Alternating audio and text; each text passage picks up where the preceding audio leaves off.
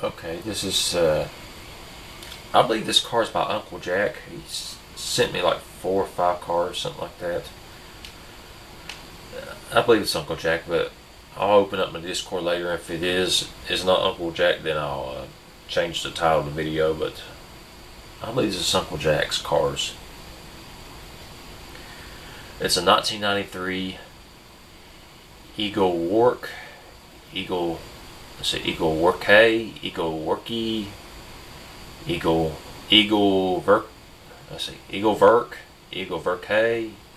I'm trying to go over the possible pronunciations of this car. I think Uncle Jack might have been the one that's called the Ford Mustang replica that I made the Ford Horseman. Ford was spelled, the way he spelled it was Fjord, which is, the J was silent, so I guess it's something, European, some kind of European language. I'm going to call this the Eaglewerke because it looks German, or the Eaglewerke, because it looks German, and W's in German is actually V's. I know that much, or who knows what I know. Oh, it's I guess it's also called the C18i or something like that. It looks like a German vehicle. It looks like a BMW, so without the BMW price. So let's just go over it. Top speed is 116 miles per hour. 0 to 60 is 9.78 seconds. Quarter mile time is 17.23 seconds. 62 to 0 stops in 123 feet.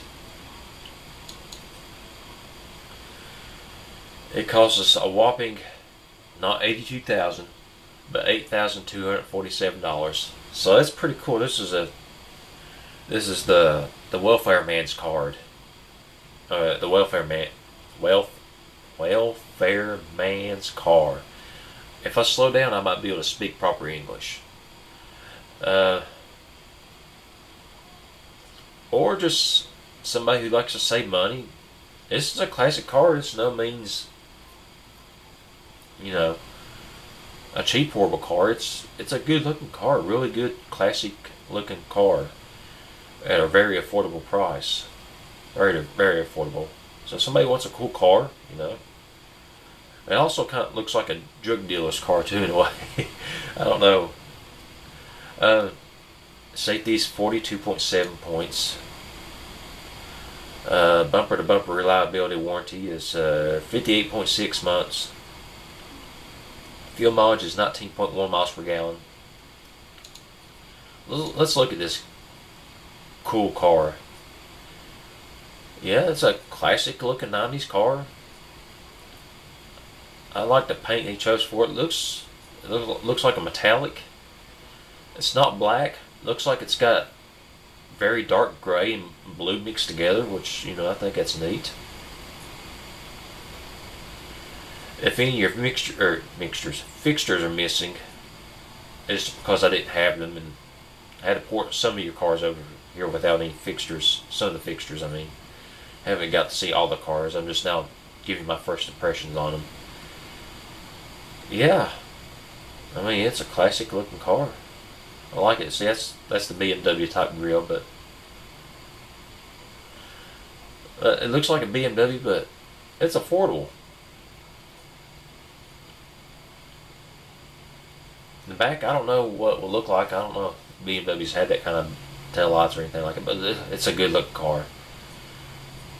Didn't try to accuse you of trying to copy somebody else's design or anything like that, but it's a good looking car. I like it. So let's get to the build of it before I slap somebody. Steel panels, monocoque, galvanized steel chassis. Front longitudinal, McPherson strut front, semi-trailing arm in the rear. It's an inline 4-cylinder cast iron block with aluminium head. 3.307 inches on the bore and 3.197 inches on the stroke. 121 horsepower for 118 foot-pounds of torque. Hey, check this out. Well, it could be because I'm in this menu right here. Let me see. He has absolutely no warning lights whatsoever. No suggestion lights.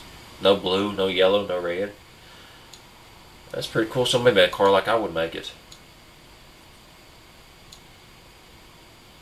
Well, how I usually make cars anyway. Sometimes I make them with blue and yellow warning lights.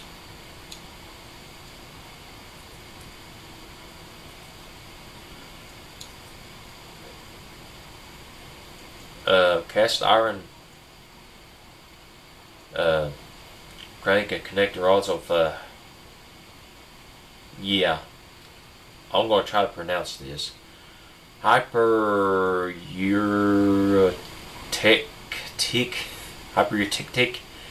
cast. How in the world do you say that? I don't know. 10.1 compression ratio. 50 cam profile. No VVT. +2 quality.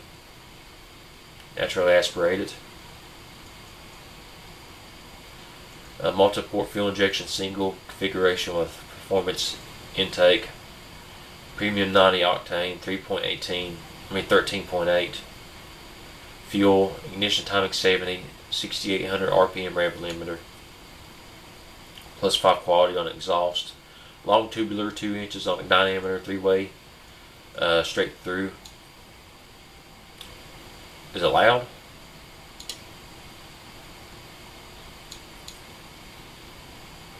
Um, 48.3 decibels. I'm going to pretend like it's that much.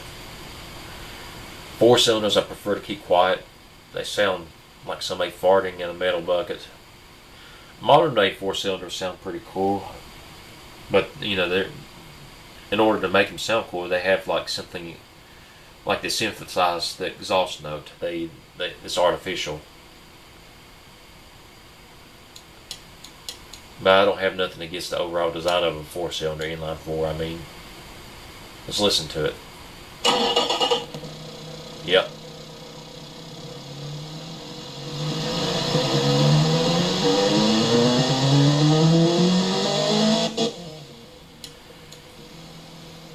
Yeah, it takes nothing away from this car. It's my preference. I just don't like a way inline 4-cylinder sounds.